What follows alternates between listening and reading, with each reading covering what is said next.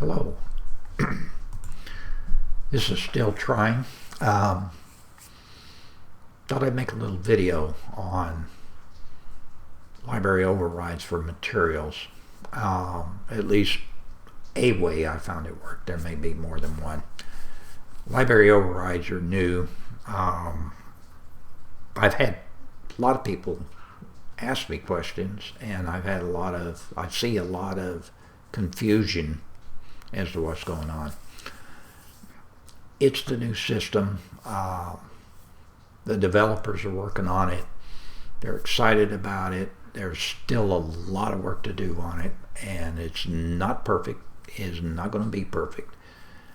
For new users, what I found, and we'll just pull up the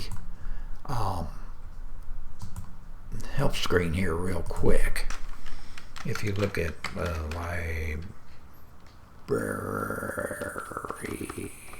overrides, pull that up. I'll try to pull that up.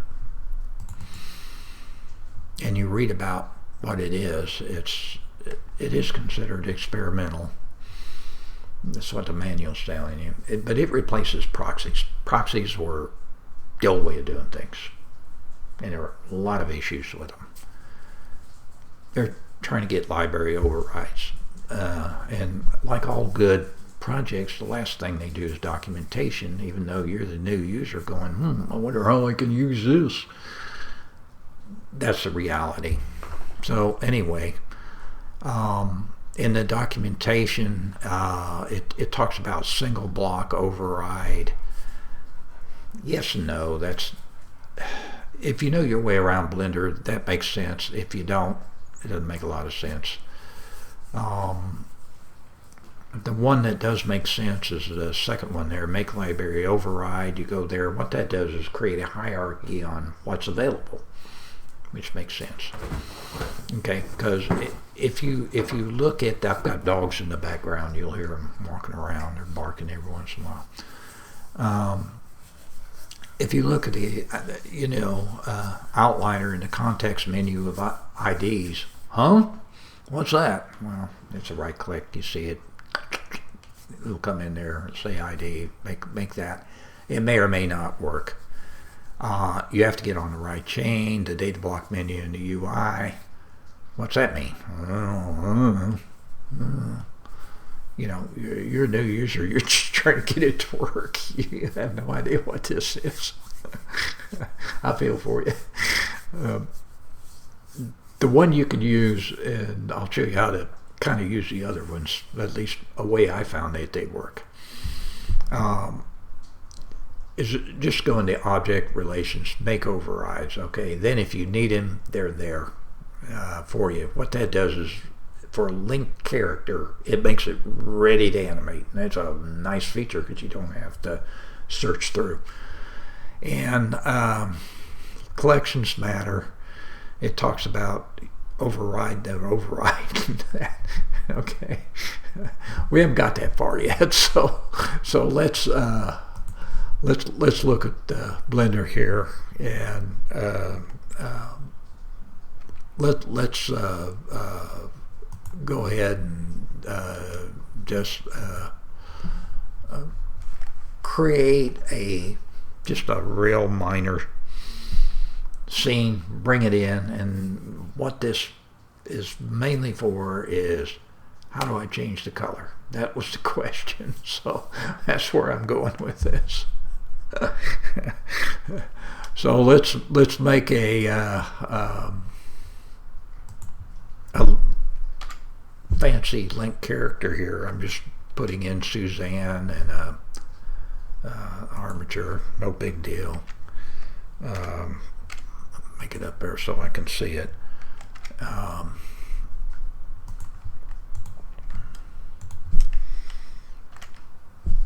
Yeah, we'll just do automatic weights. Okay, so there's our thing. Now let's go in and give it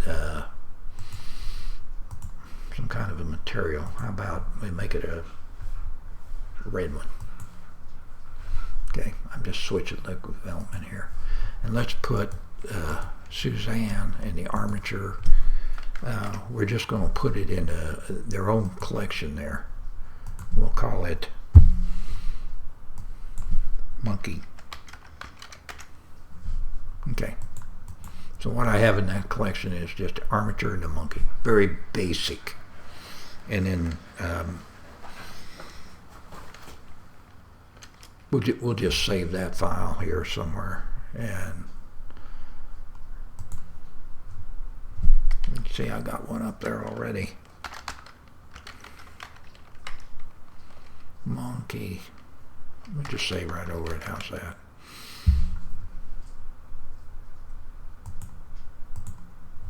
All right. Then we close that out. And we're going to bring up Blender. We're going to try to bring up Blender. There we go. All right. So this is my default scene. I don't have the cube because, well, I don't need it. So I delete it and then save it as my UI so I don't have to delete it all the time. So anyway, we want to bring Mr. Monkey in here. We're going to link it. This is a linked thing here. And we're going to link it. And that collection called Monkey. Because we were real original in that. And we'll take that. And there's our monkey. Now, once you got your linked in, if it's character like this is, you just go to the object, go to the relations, if I can find it here, make library overrides. Oops. Sometimes I don't get it clicked real quick there. Okay, so if we wanted to animate this dude, she's ready to go. This is my new file. Say it's your animation file, however you work this. You get back into object mode, you look at this and you say, damn, I don't like a red monkey. I want a blue monkey. How am I going to do that?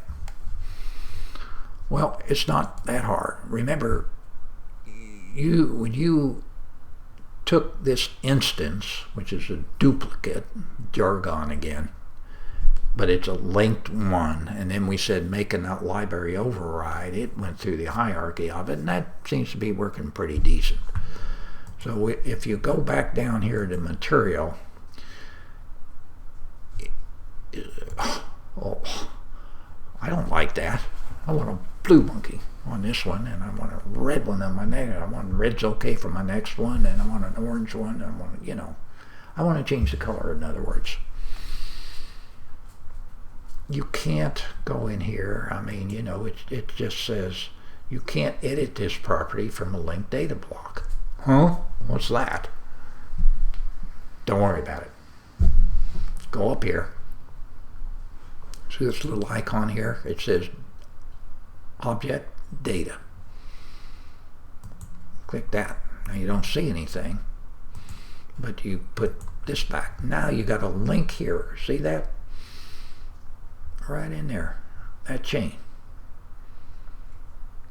Let's say I want a new material in there,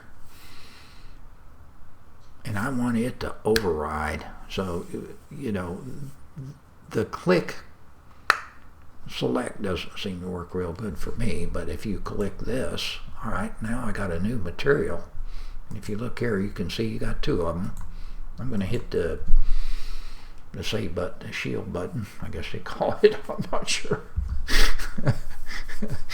It's that icon. Anyway, that saves it. And let's call it New Monkey. MONKEY color. And I want my new monkey to be blue. Okay? And I'm going to save this file as Linky. How about Linky? Save as Linky. Okay? So when I pull up Linky,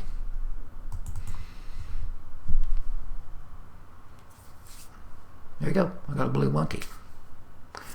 you don't lose your linked one. It's still there if you want red. You say, well, I really want it to update from the linked and be red.